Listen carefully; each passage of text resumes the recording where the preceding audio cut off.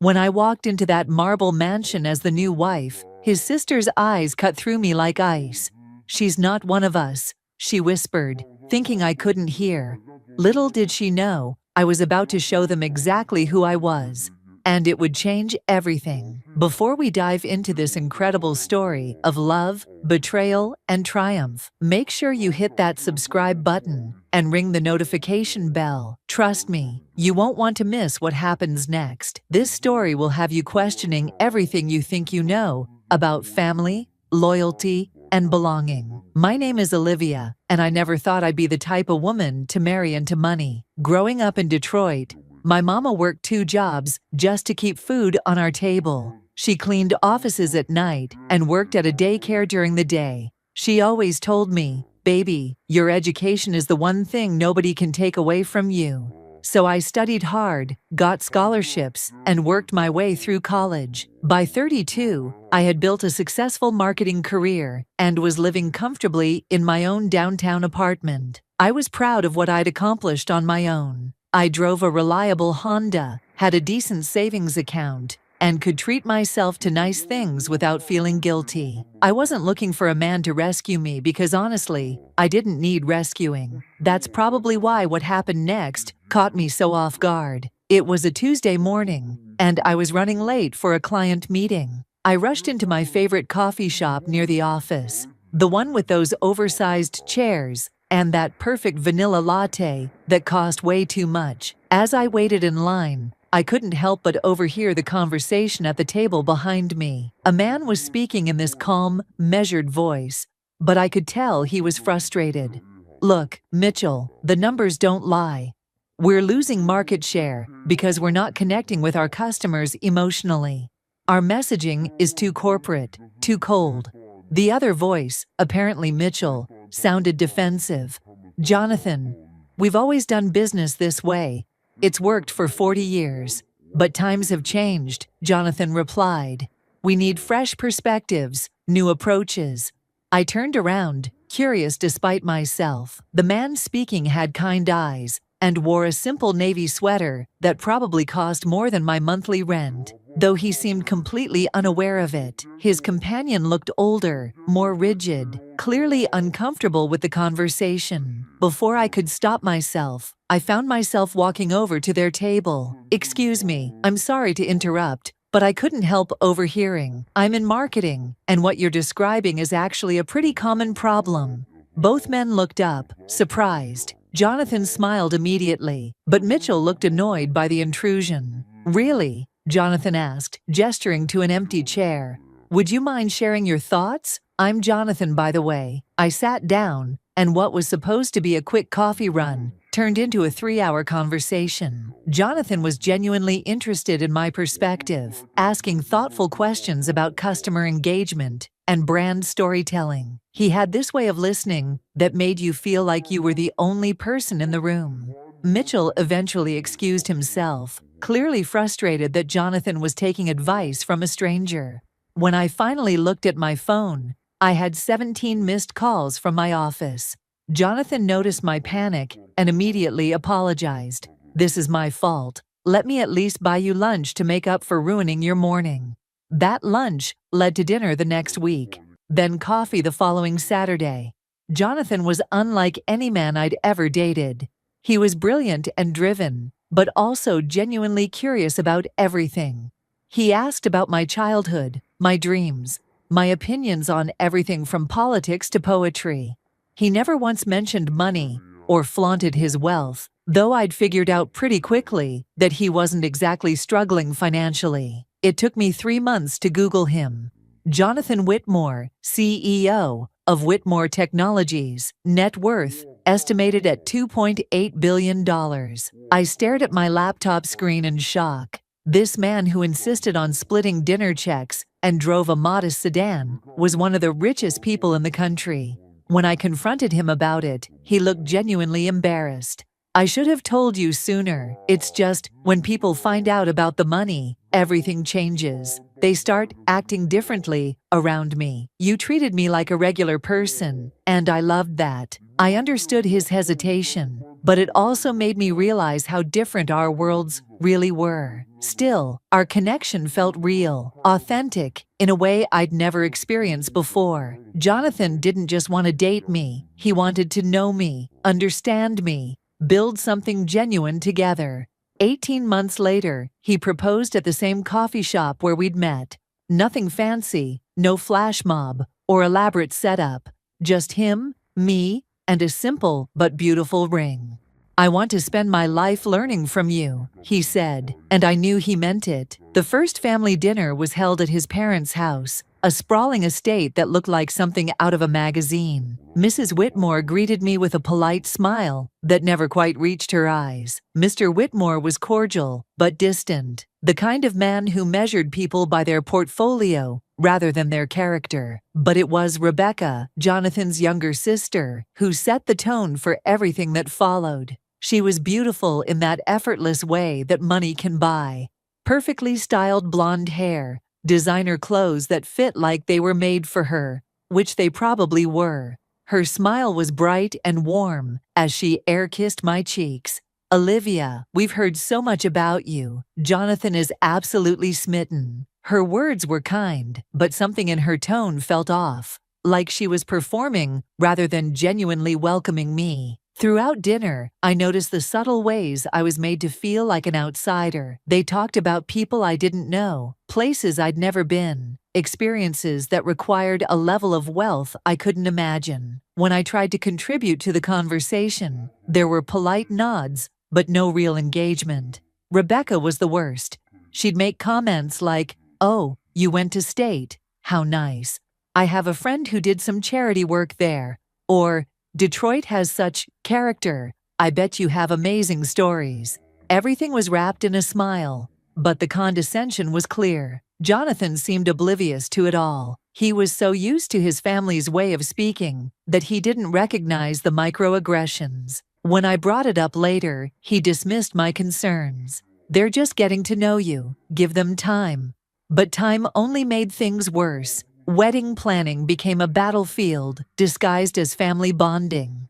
Mrs. Whitmore and Rebecca had opinions about everything. The venue wasn't prestigious enough. The flowers were too colorful. The music was too urban. They never said anything directly offensive, but every suggestion was designed to erase any trace of my culture, my background, my identity. The breaking point came during a discussion about the reception playlist. I wanted to include some R&B and hip-hop alongside the classical music they preferred. Rebecca laughed, a sound like tinkling glass that somehow managed to be cutting. "Oh, Olivia, we want the wedding to be elegant, sophisticated, classy. Maybe we could find some nice jazz instead, something more universal." I felt my face burn with embarrassment and anger. "You mean something more white?" The room went silent. Mrs. Whitmore looked horrified that I'd said the quiet part out loud. Jonathan shifted uncomfortably beside me. Rebecca's mask slipped for just a moment, and I saw the real contempt in her eyes before she recovered. "That's not what I meant at all. I just think we should consider all our guests' comfort." But I knew exactly what she meant, and I decided right then that I wasn't going to shrink myself to make them comfortable. The wedding day was beautiful, despite everything. I wore my grandmother's pearl necklace and included a gospel choir that made my mama cry happy tears. Jonathan looked at me like I was the most beautiful woman in the world.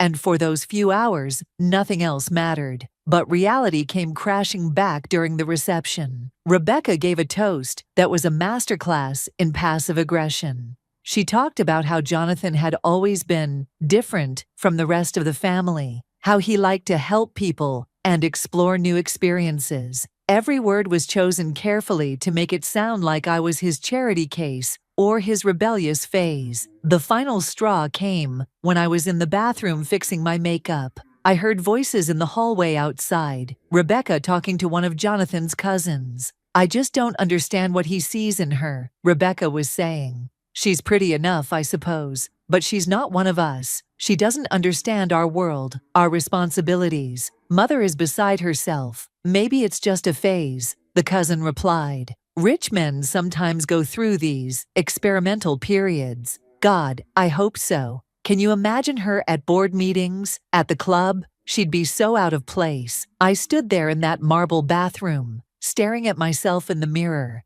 and something inside me hardened. They thought I was out of place. They thought I didn't belong in their world? Fine. I'd show them exactly where I belonged. The first few months of marriage were a careful dance of polite hostility. We moved temporarily into the family estate while our own house was being renovated, which meant daily interactions with people who saw me as an intruder. The household staff, clearly taking cues from Rebecca and Mrs. Whitmore, treated me with barely concealed disdain. They'd forget to include me in family meal preparations or accidentally exclude me from family business discussions. Jonathan's mother took to giving me advice about fitting in and understanding my role as a Whitmore wife. She suggested I join the right charities, shop at the right stores, socialize with the right people. It was all couched as helpful guidance, but the message was clear: become someone else or remain an outsider forever. The family business meetings were the worst. Jonathan would disappear for hours with his father and Rebecca, discussing company strategy and major decisions. When I asked about it, I was told it was family business, apparently forgetting that I was now family too. Rebecca seemed to take particular pleasure in my exclusion. She'd knock on Jonathan's office door while he was working from home, apologizing sweetly for interrupting family time before launching into detailed discussions about company matters. I'd sit there, invisible, while they talked around me like I was a piece of furniture. The breaking point came 6 months after the wedding. We were having dinner with the extended family, aunts, uncles, cousins, all gathered around that massive dining table. The conversation turned to business, as it always did. Rebecca was holding court, discussing some new marketing initiative that frankly sounded outdated and ineffective. We need to stick with traditional approaches, she was saying. Our customers expect a certain level of sophistication from the Whitmore brand. I'd been quiet all evening, but I couldn't help myself. Actually, traditional approaches are exactly why companies lose market share. Customers today want authenticity, connection, brands that understand their real lives. The table went quiet. Rebecca's smile was razor sharp. That's an interesting perspective, Olivia, though I'm not sure it applies to our particular market demographic. What demographic is that? I asked, though I suspected I knew the answer. Discerning customers, people with refined tastes who appreciate quality and tradition. There it was, code words that really meant white customers with money. Mr. Whitmore cleared his throat. Rebecca has been handling our marketing strategy very successfully for years. Has she? I pulled out my phone and quickly looked up their company's stock performance. Because your market share has dropped 12% in the last 3 years. Your customer base is aging out, and you're not attracting new demographics. The silence was deafening. Rebecca's face had gone pale, then red. Jonathan was staring at me with a mixture of surprise and something that might have been admiration. I think, Rebecca said through gritted teeth, that family business should remain within the family. I am family, I replied calmly. And as someone who's actually worked in marketing for over a decade, I think I might have some valuable insights. That's when Rebecca finally dropped the mask entirely. You might be married to Jonathan, but that doesn't make you one of us. You don't understand our world, our values, our customers. You're here because my brother has a savior complex, but don't think that makes you qualified to run our company. The accusation hung in the air like poison. I felt Jonathan tense beside me, but he didn't immediately defend me. In that moment of his hesitation, I made a decision that would change everything.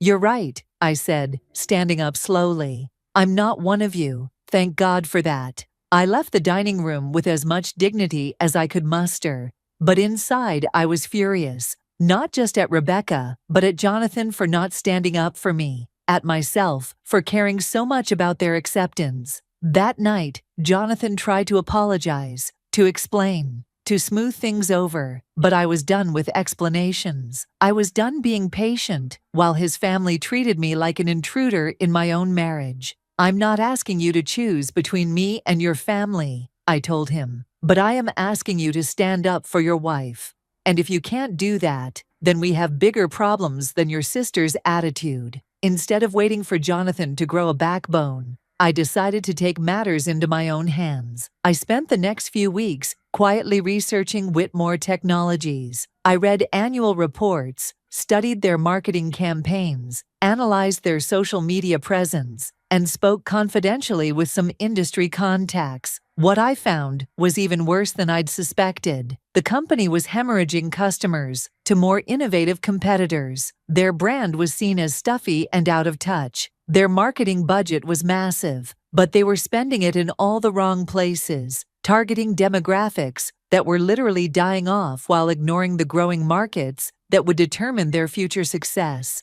But I also saw incredible potential. They had solid products, a strong reputation for quality, and resources most companies could only dream of. They just needed someone who understood how to reach modern customers, how to tell their story in a way that felt relevant and authentic. I put together a comprehensive analysis and strategy proposal. It was the kind of work I'd charge 6 figures for in my consulting practice, but I did it for free because I had something to prove, not just to Rebecca and the family, but to myself. The presentation was scheduled for a regular board meeting, but I asked Jonathan to invite the full executive team. He was curious about what I'd been working on, but I wanted it to be a surprise. Walking into that boardroom felt like entering a lion's den.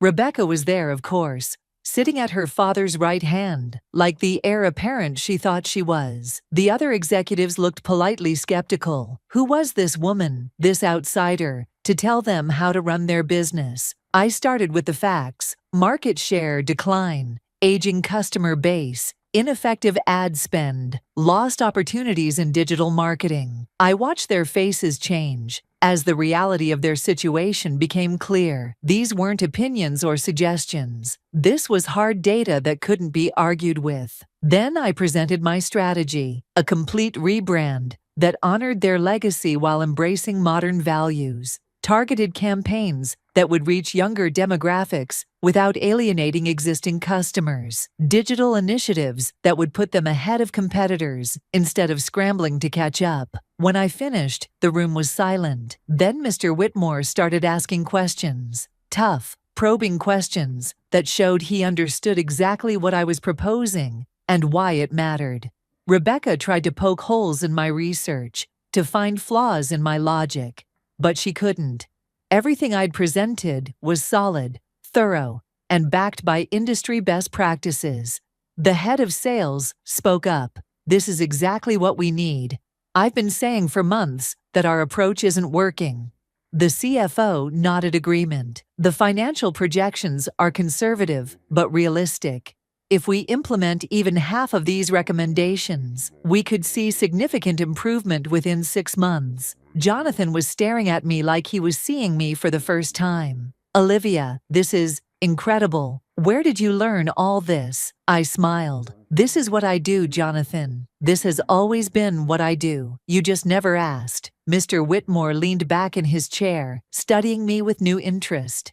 "Young lady, would you be interested in consulting with us on implementing these strategies?" "Actually," Jonathan interrupted, looking at me with pride and something that might have been awe, "I think we should offer Olivia the position of Chief Marketing Officer." The room erupted.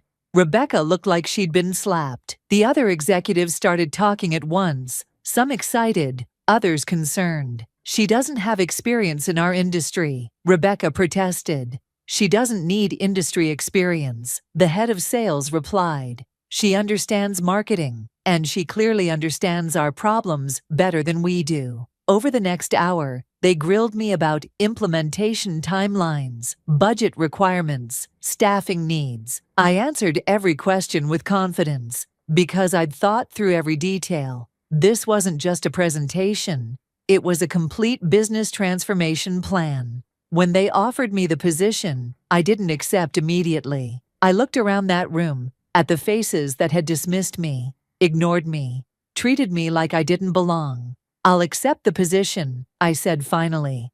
But I have conditions. I want full authority over the marketing budget and strategy. I want to hire my own team. And I want it understood that my qualifications for this job have nothing to do with who I married and everything to do with what I can deliver. 6 months later, Whitmore Technologies had exceeded every projection I'd made. Customer acquisition was up 40%. Brand awareness among target demographics had doubled. Stock price had climbed steadily as investors recognized the company's renewed potential. The family's attitude toward me changed almost overnight. Suddenly, I was being included in every business discussion, every strategic decision. Rebecca, who had been so certain I didn't belong, now had to sit in meetings where I was clearly the expert in the room. The personal transformation was even more dramatic. Jonathan looked at me with a new kind of respect, not just as his wife, but as his business partner. He started asking for my opinion on everything, recognizing that I brought perspectives and insights he'd never considered. But it was the conversation with Rebecca that really marked the turning point. She came to my office one evening after most of the staff had gone home. She looked smaller somehow, less certain than I'd ever seen her. "I owe you an apology," she said without her usual confidence. I gestured to the chair across from my desk. "I'm listening." She sat down and was quiet for a long moment. "I was wrong about you, about your motives, your qualifications, your worth to this family. What changed your mind?" She laughed, but it wasn't cruel this time. "The quarterly numbers, for one thing, but also watching you work, seeing how you handle challenges, how you earn respect instead of demanding it. You proved that you belong here through your actions, not your arguments." "I never needed to prove I belonged here, Rebecca. That was never my job." She nodded slowly. "You're right, and I'm sorry it took me so long to see that. It wasn't a complete reconciliation. Years of hostility don't disappear overnight, but it was a beginning, an acknowledgement that I had carved out my own place in their world through my own efforts and abilities." Looking back now, I realize that the moment in the bathroom when I overheard Rebecca saying, "She's not one of us," was actually a gift. It crystallized something for me, made me understand that I didn't want to be one of them, if it meant shrinking myself, hiding my abilities, or apologizing for who I was. Instead, I forced them to expand their definition of what one of us could look like. I didn't change to fit their mold. I broke their mold and built something better. The little girl from Detroit, who watched her mama work 2 jobs, never imagined she'd be running marketing for a billion-dollar company. But she also never imagined she'd marry into a family that would try to make her feel small. The beautiful thing is, both of those things can be true at the same time. I learned that belonging isn't something you can earn by making others comfortable with your presence. Real belonging comes from knowing your own worth and refusing to accept anything less than the respect you deserve. Sometimes that means proving yourself through results. Sometimes it means standing your ground when people try to diminish you. And sometimes it means showing grace to people who finally recognize they were wrong about you. Jonathan and I bought our own house last year, a beautiful place that reflects both of our styles and backgrounds. We host family dinners now, and the conversation flows naturally between business strategy and personal stories, between his family's traditions and my own. Rebecca still has her moments, but she's learning. Mrs. Whitmore has started asking for my advice on charitable fundraising. Mr. Whitmore introduced me at the last shareholders meeting as one of the brightest minds in marketing today, not as his daughter-in-law, but as a business leader in my own right. But the most important change is in how I see myself. I'm not the outsider anymore, not the woman who married into money and had to prove she deserved it. I'm Olivia Whitmore, and I built my place in this family and this company with my own hands, my own mind, my own determination. When Rebecca said I wasn't one of them, she was right. I was something better. I was myself, fully and unapologetically. And in the end, that was exactly what they needed, even if they didn't know it at the time. Olivia's story shows us that sometimes the best response to "you don't belong here" is to prove that you belong everywhere. If this story inspired you, Smash that like button and share it with someone who needs to hear it. What would you have done in Olivia's situation? Drop your thoughts in the comments below. And don't forget to subscribe for more incredible stories of triumph over adversity. Until next time, remember, your worth isn't determined by others' acceptance, but by your own actions and achievements.